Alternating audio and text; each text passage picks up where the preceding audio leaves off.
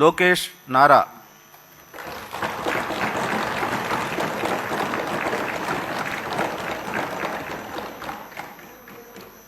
నారా లోకేష్ అనే నేను శాసనసభ సభ్యుడినైన ఎన్నిక అయినందుకు శాసనం ద్వారా నిర్మితమైన భారత రాజ్యాంగం పట్ల నిజమైన విశ్వాసం విధేయత చూపుతానని, భారతదేశ సార్వభౌమ అధికారాన్ని సమగ్రతను కాపాడుతానని, నేను స్వీకరించబోయే కర్తవ్యాలను శ్రద్ధాశక్తులతో నిర్వహిస్తానని దైవ సాక్షిగా ప్రమాణం చేస్తున్నాను.